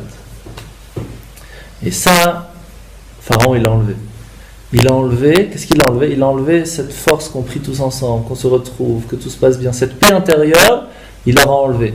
Lorsqu'il a enlevé cette paix intérieure dans le peuple juif, il a enlevé le judaïsme. Il les a tous cassés. C'est pour cela que quelqu'un qui veut se remettre dans le judaïsme, qui veut être dans le judaïsme, qui veut retrouver cette paix intérieure, Shabbat. Shabbat, tu as tout gagné. Shabbat, tu as tout gagné. Parce que Shabbat, tu apprends, tu te rends compte que tout ce que tu fais dans la semaine, il y a une raison. Sinon, tu travailles, tu te réveilles 20 ans plus tard, qu'est-ce que j'ai fait en fin de compte? Rien. J'ai mis de l'argent de côté que j'ai de toute façon dépensé, que ce soit en vacances, dans les docteurs, dans les galères. Mais qu'est-ce que j'ai fait alors? Rien. Shabbat, on a le temps de se reposer, on sort un petit peu, on se rend compte, qu'est-ce que j'ai fait bien, j'ai pas fait bien, peut-être on peut faire différemment. Un autre monde. S'il n'y a pas Shabbat, on n'a rien compris. המילה שבת באה מן השבט, מנוחה. Menocha. Mais le véritable nom de Shabbat, c'est Shabbat, c'est Shin, c'est Shabbat, Bet, c'est Brit Mila, Tav, c'est Tfilin. Dans la Torah, il y a 600 Shabbat, Brit Mila, circoncision et Tfilin. Mais dans la Torah, טוטל? hein? אתה עושה חישוב. Non. אה, Dans la Torah, il y a 3 commandements seulement qu'Hachem nous dit ça va être un signe entre toi et moi. Tu veux savoir quelle est la différence entre אחרי ברית מילה, שבת, ברית מילה, Tfilin, Tefilin. אה, Ouais, c'est le truc qu'on met sur le bras. Ouais. Il y a 3 choses que Hachem nous dit si tu veux savoir quelle est la différence entre toi et les autres peuples, c'est pas tous les autres commandements, c'est ces 3-là. Pour les femmes, c'est C'est Chana. Chala, Nida et Adlakat Nerot. Tu veux en tant qu'homme savoir, en tant que femme aussi, en tant que juif, tu veux savoir c'est quoi les 3 choses à faire? Shabbat, circoncision, Tefilin. Pour une femme, faire la Chala de Shabbat, aller au mikvé lorsqu'il y a les règles, etc. après, et allumer les bougies de Shabbat. מקווה on parle pas. Oh, mais c'est pour les hommes, c'est encore autre chose. On veut quoi? Non, un jour. Alors, חבל על הכסף. bientôt 8 av comme ça. ouais, juste là, jusqu'à mon moment. C'est triste. Alors c'est intéressant parce que juste après on va voir que le roi d'Égypte va mourir. Ici, regardez, Vanitzak el Hashem. Voilà Vanitzak. Eloya Betenu. Celui-là, ouais. Ok, Betenu. C'est l'avant-dernier. פעמיים בנצעק. Ouais, le deuxième. Le deuxième. Vanitzak, c'est 2 fois. 2 fois ils ont crié. Vanitzak el Hashem, le deuxième. El Hashem Elokai Betenu, kema shenemar, vehi bayamim arabim ahem, bayamot melech Mitzrayim. Il est mort, le roi d'Égypte. Alors là, tout de suite, la Torah, les Chachamim disent pas possible. Ouais, il est encore là. S'il est mort, c'est plus le roi. S'il est mort, c'est plus le roi. Donc on ne peut pas dire s'il est mort le roi d'Égypte. En fait, il faut savoir que le roi d'Égypte, Pharaon, il était lépreux. Quand une personne elle est lépreuse, on dit qu'elle est morte. Et pourquoi c'est intéressant de savoir ça? Parce que lorsqu'il est devenu lépreux, ses médecins ils lui ont dit il faut que tu te trempes dans le sang d'enfant pour pouvoir te guérir. Et c'est pour ça qu'il tuait 150 bébés juifs tous les jours pour pouvoir se tremper dans du sang frais. Et c'est pour cela que, comment elle s'appelle, Batia, la fille de Pharaon, qui ne s'appelait pas Batia, j'ai oublié son nom en égyptien, elle ne s'appelait pas Batia. Batia, c'est fille de Dieu. C'est Dieu qui lui a dit puisque tu t'es occupé de mon fils Moshe, alors moi je vais m'occuper de toi. Mais elle a dit moi je vais pas me tremper, parce qu'elle aussi elle était lépreuse. Elle a dit moi je vais pas me tremper, je vais me tremper dans le Nil. Mais Pharaon ne pouvait pas se tremper dans le Nil parce que c'était son Dieu. Il ne peut pas se tromper dans son Dieu, donc ça va pas. Donc elle a guéri. Elle a guéri à ce moment-là lorsqu'elle s'est trempée dans le Nil, parce qu'à ce moment-là elle a lâché toutes les bêtises égyptiennes. Et c'est à ce moment-là qu'elle a guéri qu'elle a vu le bébé. Et elle a compris que c'est par le mérite du bébé qu'elle a guéri, c'est pour ça qu'elle l'a gardé. Parce que tu vois bien la fille de Pharaon qui voit un enfant hébreu, elle ne va pas le garder. Hein. Il y a une raison derrière. Alors. וישמע. Hein? וישמע. Vaishma.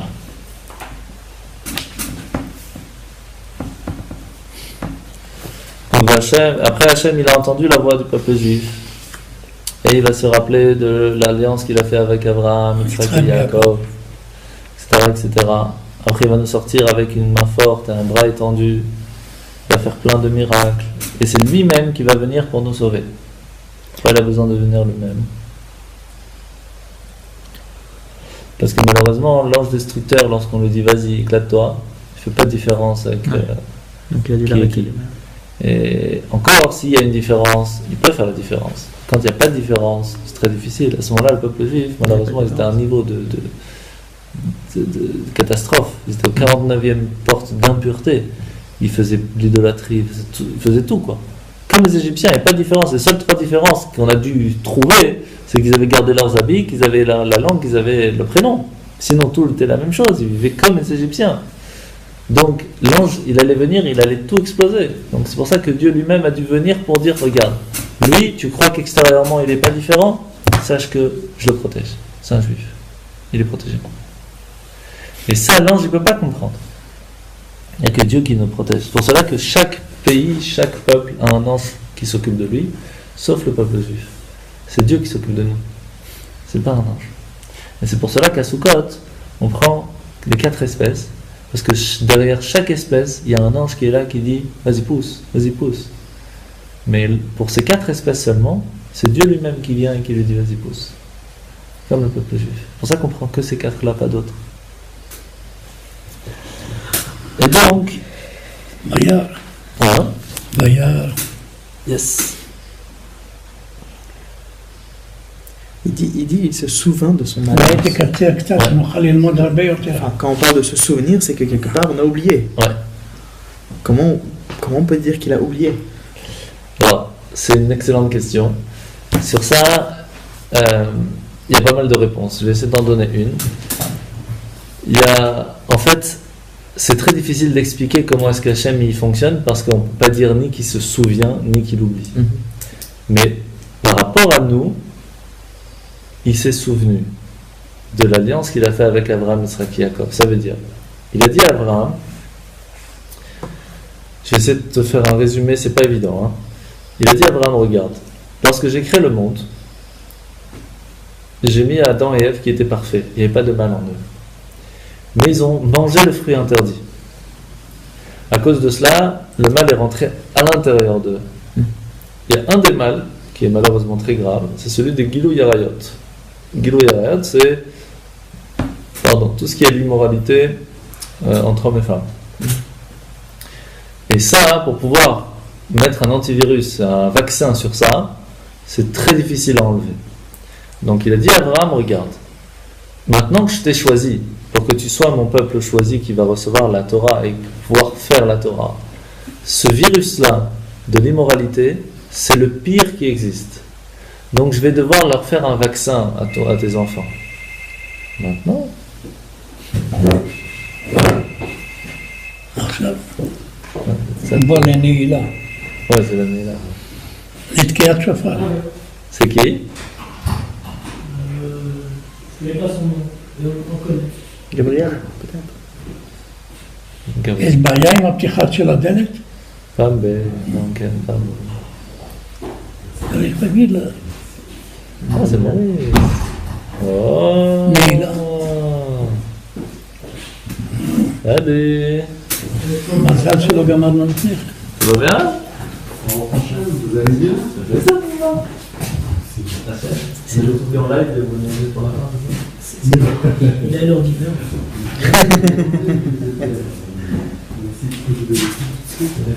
Ah, c'est pour partout.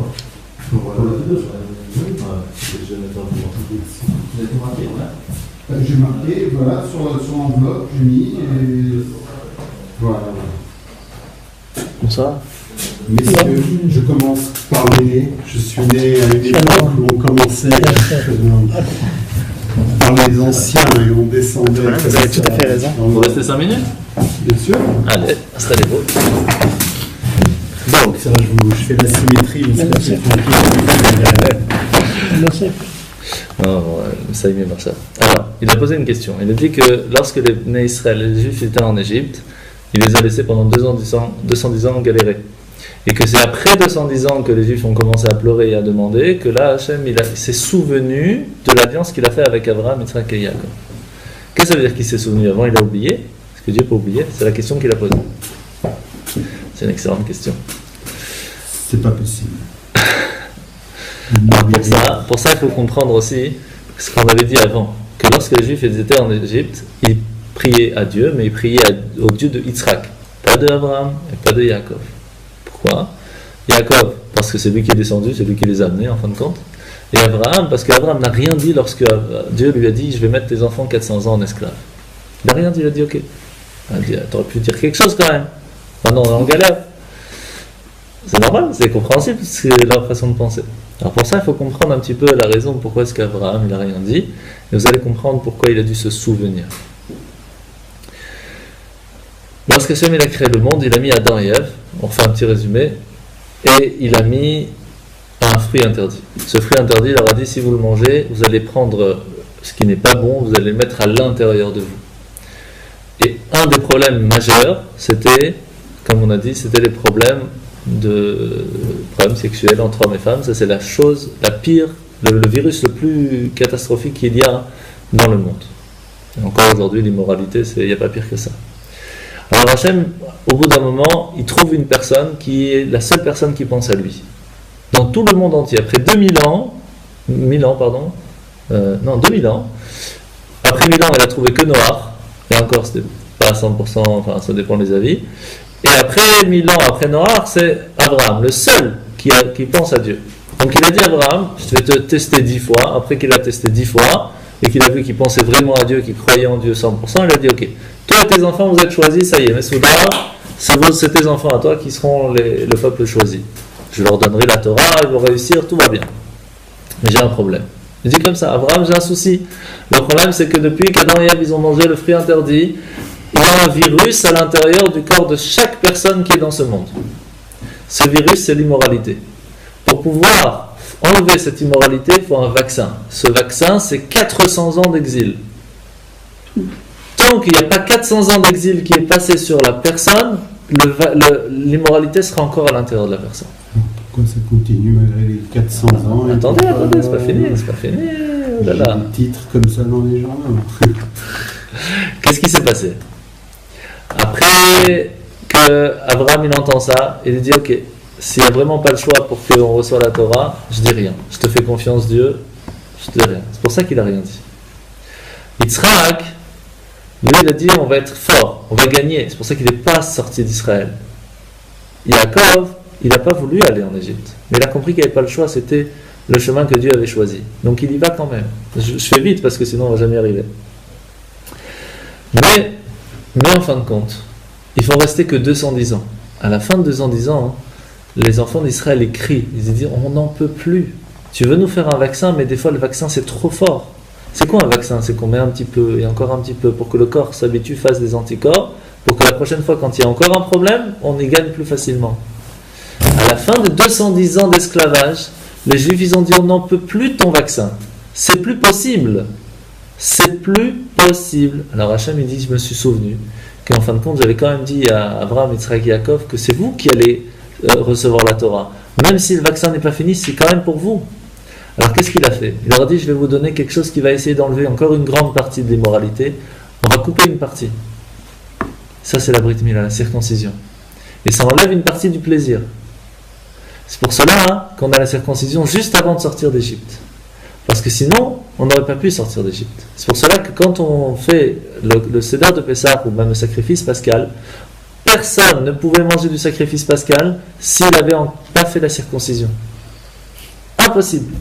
Parce que c'était une partie du travail qui devait être fait en Égypte.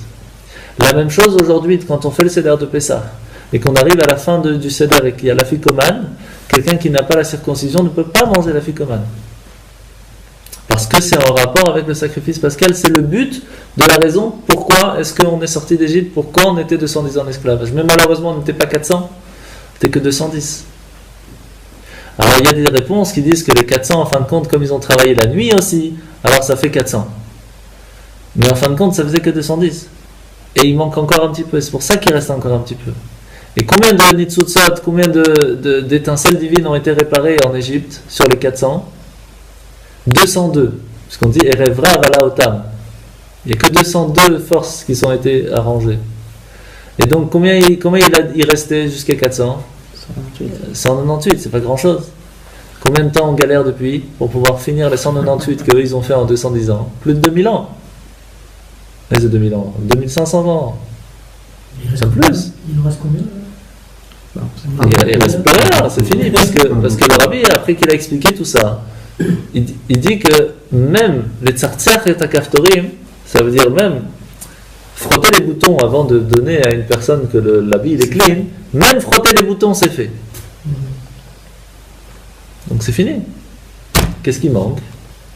Il manque tout simplement l'histoire que je vous ai dit au début. Au tout début de la création du monde, il y a eu un tohu bohu. Ce tohu, c'est un monde qui a explosé, que les étincelles sont venues dans ce monde et qu'il faut les réparer. Et on dit que ce tuyau-là, il est reparti là-haut.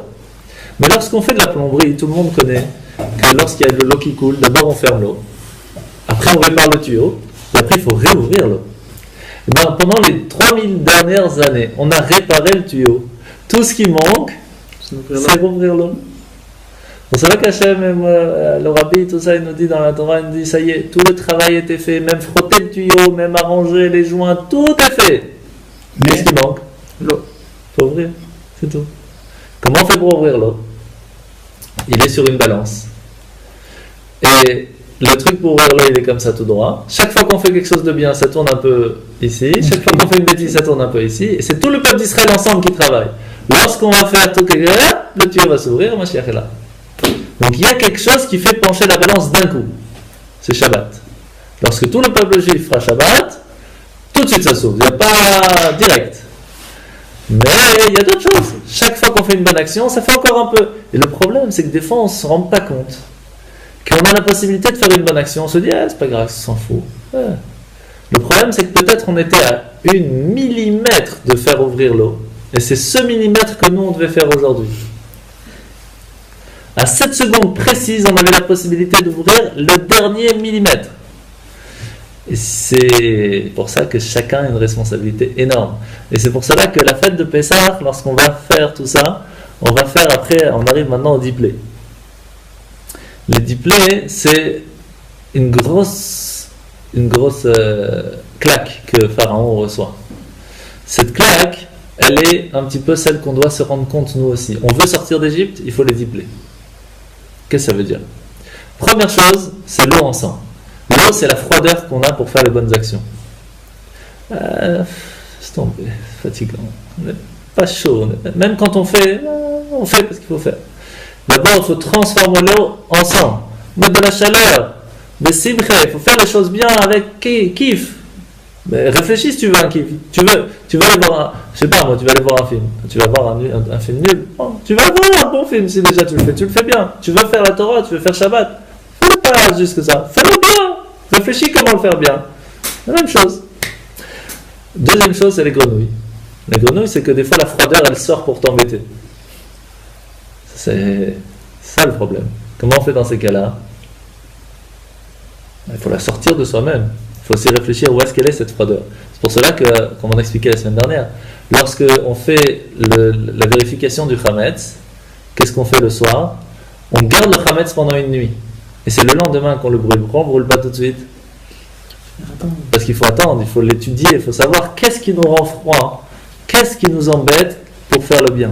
Il faut garder ce Hametz pour l'étudier, savoir comment se battre contre lui. C'est le Yetzer Hara, non? Ouais, exactement. Et le lendemain, on le brûle. Quand on l'a bien étudié, qu'on sait, après on peut y aller. Après, il y a les poux. Pourquoi il y avait les poux? Parce qu'il ne laissait pas les Il y avait les courses. Ça va. Il ne laissait pas les Juifs se laver. Alors, et les Égyptiens non plus. Le problème, c'est que les poux, c'est un peu la même histoire. Pour pouvoir réussir, après qu'on a réussi à comprendre qu'il faut mettre de la chaleur, etc., il faut des fois aussi après se laver. Laver toutes les bêtises qu'on a dans la tête, laver toutes les façons de penser qu'on a dans la tête, laver toutes ces... Faut se laver un petit peu, enlever tout ça. Après, c'est quoi? C'est Dan Shvardea Kinim Aro, les bêtes sauvages. Après qu'on a ça, on a le problème des bêtes sauvages. Les bêtes sauvages, c'est quoi? C'est tous les amis qu'on a l'habitude de côtoyer, la famille, qui viennent, c'est des bêtes sauvages qui nous disent. C'est-à-dire Ouais. les bêtes sauvages. Oui, parce qu'à ce moment-là, ne croyez pas, mais à ce moment-là, ceux qu'on avait l'habitude avant de côtoyer, ils vont nous dire mais ça va pas la tête, tu commences à devenir religieux, mais qu'est-ce que tu mets la kippa, mais qu'est-ce que c'est que tu fais Shabbat? C'est des bêtes sauvages à ce moment-là. Et je vous assure, expérience parlant, Quand on veut faire quelque chose de bien, nos meilleurs amis, c'est les plus grandes bêtes sauvages par rapport à ça. Ça va être quoi la peste là? Et des fois, il faut beaucoup de patience et rien dire pendant un long moment pour que ça passe. Moi, je vous dis, personnellement parlant, ça prend jusqu'à 1 à 2 ans même des fois. C'est pas pour ça que ça change que c'est pas des amis, ça n'a rien à voir. Mais ils comprennent pas pourquoi est-ce que nous on fait cet effort alors qu'eux ils n'ont pas réussi cet effort. C'est une sorte d'égoïsme, il ne faut pas croire. Hein. Mais c'est pas de leur faute, c'est comme ça. Donne un peu de médecin. Mais parce que qui a envie de prendre sur soi quelque chose qu'on n'a pas envie de faire? Et quand on voit que quelqu'un réussit à gérer sa volonté, gérer son corps, gérer sa vie, on est jaloux. Pourquoi ne réussit pas moi? Parce qu'il y a des efforts, il y a du sacrifice derrière, qu'est-ce que tu crois? Et donc on n'a pas envie. Mais viens faire avec moi, ne me laisse pas tout seul dans mes galères. Ça, c'est pas évident. Après, il y a la peste. La peste, c'est que malheureusement, il y a toujours ce problème de tzaddik veralo. C'est une grande question partout dans beaucoup de livres. Comment c'est possible qu'il y ait des gens qui sont tzaddik, qui veulent un maximum faire plein de choses, et pourtant ils ont la peste. Tout galère, ils n'arrivent pas, il y a des problèmes et ça ne marche pas. C'est une question clé que tout le monde se pose et qui est écrite dans plein de livres. Tzaddik, mais ralo. De plus en plus, il veut devenir tzaddik et pourtant il n'y a rien qui marche pour lui. Il essaye de tout faire bien pour Dieu et il n'y a rien qui marche. Pourquoi? Ça, il faut savoir que c'est une partie de l'épreuve. Rien à faire. C'est une partie de l'épreuve. Après, il y a Shrim. Shrim, après qu'il y a eu la peste, les galères, il y a les boutons qui viennent de là. C'est-à-dire qu'il y a encore les galères, même que la peste est passée, que les problèmes sont passés, qu'on a eu confiance. Il y a encore des choses à gratter, à fignoler. Après ça, il y a la grêle. La grêle, c'est le feu et la glace qui sont réunis. On se rend compte qu'en fin de compte, tout ce qu'on avait l'habitude de penser, que des choses qui sont impossibles, que le feu et la glace, c'est pas possible d'aller ensemble, ça veut dire que vivre dans le monde et vivre avec la Torah, c'est impossible. On se rend compte que oui, c'est possible. Tout à fait possible. Le feu et la glace se sont réunis dans la grêle qu'il y avait en Égypte. Et que si on veut utiliser les deux ensemble, on peut, et ça peut détruire des maisons. Ça peut tout détruire. Tout ce qu'on avait l'habitude de penser qui faisait qu'en fin de compte, c'est ça qui faisait marcher notre monde, tout part en cacahuète et on va reconstruire quelque chose de tout à fait nouveau. Et après, on va pouvoir engranger beaucoup de nourriture. Mais il y a des sauterelles. Il y a des sauterelles qui vont venir manger des nourritures. Ils vont manger que les nourritures des Égyptiens, pas les nourritures des Juifs. Si on a compris qu'on a passé tout ça, on sait qu'Hachem va nous protéger notre nourriture. Et après, il y aura l'obscurité.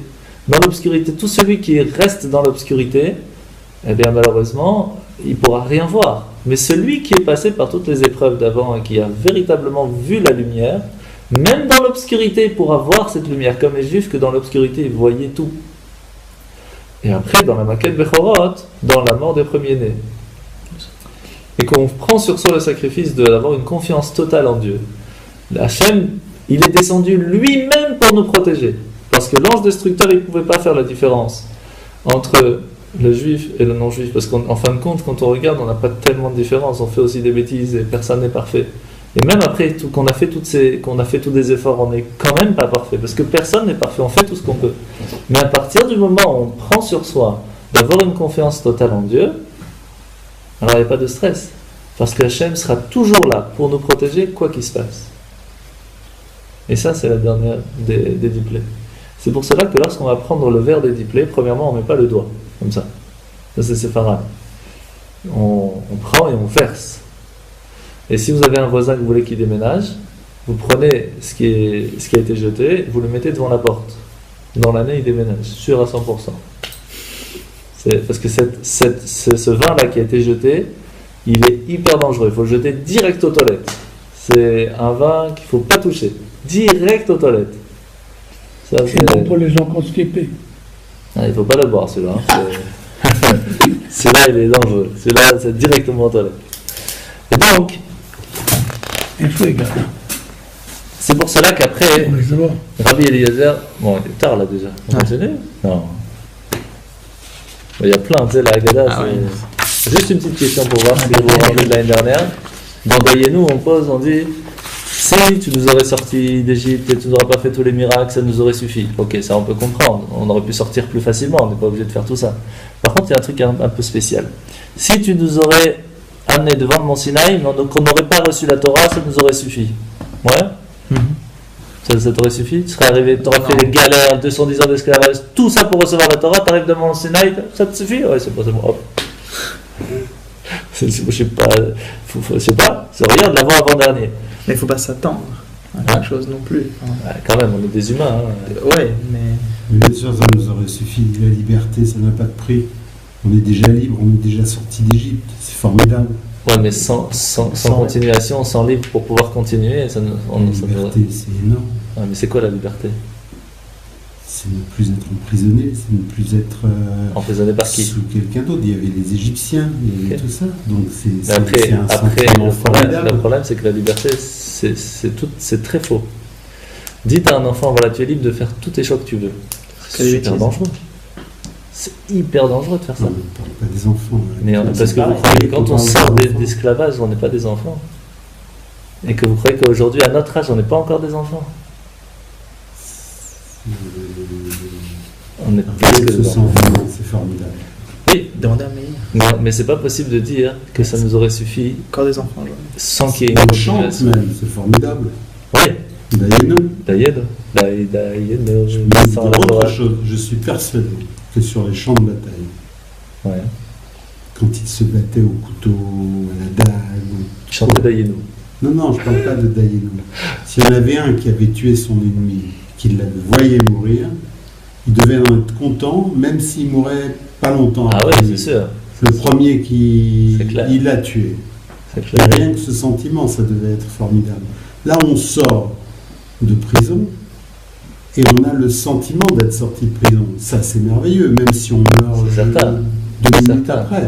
Mais c'est plus la même chose que d'être emprisonné. Si c'est eux qui avaient dit ça, ok. Qui eux? Ceux qui venaient de sortir d'Égypte. Mais là, on parle de nous. Oui, on parle de nous, c'est pareil. Payez-nous. C'est déjà formidable, c'est une expérience. Nous, aujourd'hui, si on sort d'Égypte, sans avoir la Torah, ça nous suffit. Non, mais aujourd'hui, on est gâtés. Ça, c'est sûr. Quand on vit ici en Belgique, ou en France, ou en Israël, pour tous ceux qui sont libres. C'est déjà formidable. Mais est-ce que vous êtes vraiment libre? Il y a des lois ici. Il y a des lois ici en Belgique. Vous êtes libre, mais allez en prison, vous sortez de prison, on vous dit il y a quand même des lois à suivre. Vous n'êtes pas libre. Ce sont ces lois qui nous rendent. C'est autre chose. Oui, voilà, c'est là que. S'il n'y a pas de loi, il n'y a pas de liberté. Vous êtes en prison, vous n'avez rien le droit de faire. On vous dit quand vous allez à la toilette, on vous dit quand vous mangez. Non, vous avez des droits, même en prison. Vous avez des droits, mais ce que je veux dire, c'est qu'en prison, on vous dit maintenant c'est l'heure de manger, maintenant c'est l'heure d'aller à la toilette, maintenant c'est l'heure d'aller dehors. Et c'est comme ça, vous n'avez pas de liberté. Vous ne pouvez pas aller dehors et manger quand vous voulez. Et vous sortez de prison. Pourquoi oui. Vous sortez de prison, et là, vous pouvez effectivement manger, etc. comme vous voulez, mais il y a des règles quand même. Vous ne pouvez pas aller tuer n'importe qui, vous ne pouvez pas faire un cambriolage, griller un feu rouge. Mais voilà, mais c'est exactement la même chose. Il n'y a pas vraiment une liberté. C'est le salut de ceux qui te gouvernent, sinon les hommes s'entretueraient. Ça, c'est vrai. Donc c'est la même chose que. Ok. Je voulais la phrase d'après. Si on aurait reçu la Torah, mais on ne serait pas rentré en Israël. On n'aurait pas eu la terre d'Israël. Ça aurait été bien ou pas? Il faut chanter Dayenu tous les ans. C'est plusieurs déjà. Là, quand même, c'est plusieurs.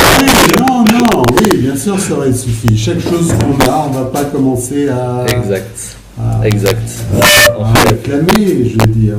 C'est donné en plus. Si c'est pas on peut juste remercier. Ça, c'est sûr qu'on peut que remercier. On aurait vécu. Mais on ne devrait pas marquer dans un texte qu'on va dire tous les ans que ça nous aurait suffi sans Torah. Ça nous aurait suffi sans la terre d'Israël. C'est difficile à dire qu'on le marque et que tout le monde le dit tous les ans et on le chante en plus.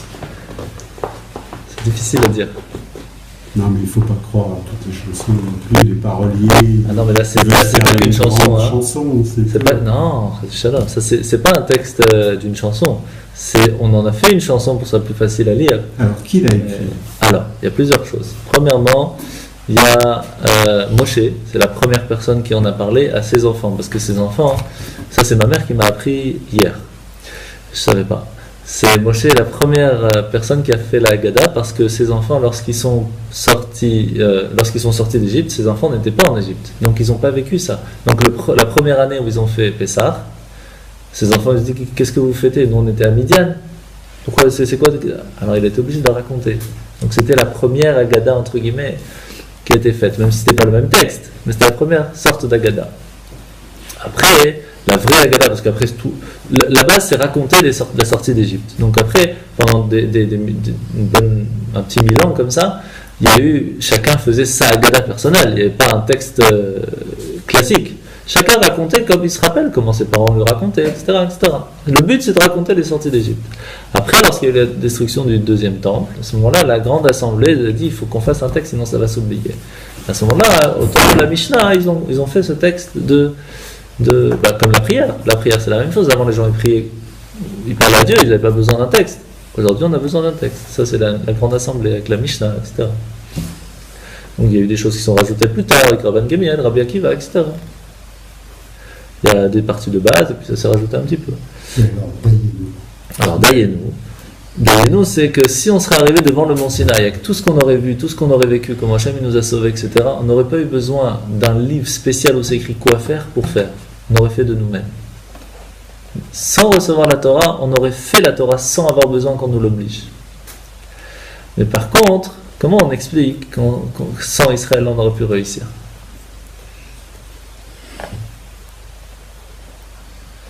Parce que la base du peuple juif, c'est de faire là où on se trouve une terre d'Israël.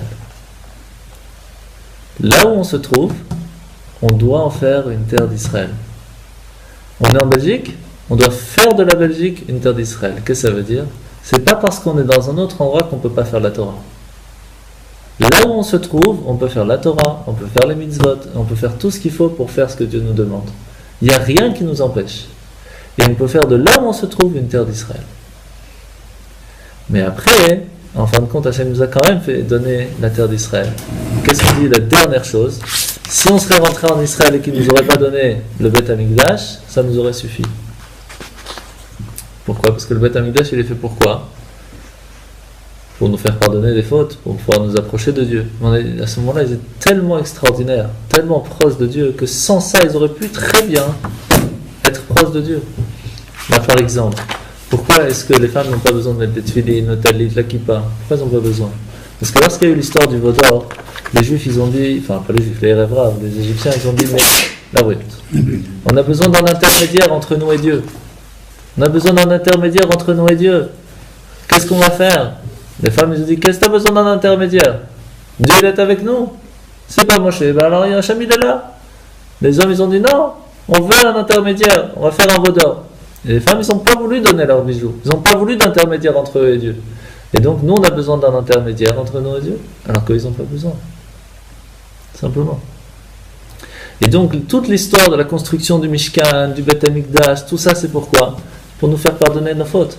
Mais si on aurait tenu comme il faut, qu'on n'aurait pas fait le veau d'or, pas eu besoin de tout ça. Pas eu besoin. On serait proche de Dieu sans ça. Et la preuve, c'est qu'avant, on n'avait pas eu besoin de livres, on n'avait pas besoin de tout ça, de livres de prière. On allait, on priait, on parlait, c'était fait. Et même encore aujourd'hui, celui qui veut parler avec Dieu, il parle, Hachem il écoute. Même si on ne fait pas dans ce qui est écrit dans le livre. Donc quand on fait Dayenu, on doit essayer de comprendre à quel niveau ils étaient les Juifs à ce moment-là, et à quel niveau on peut arriver aussi.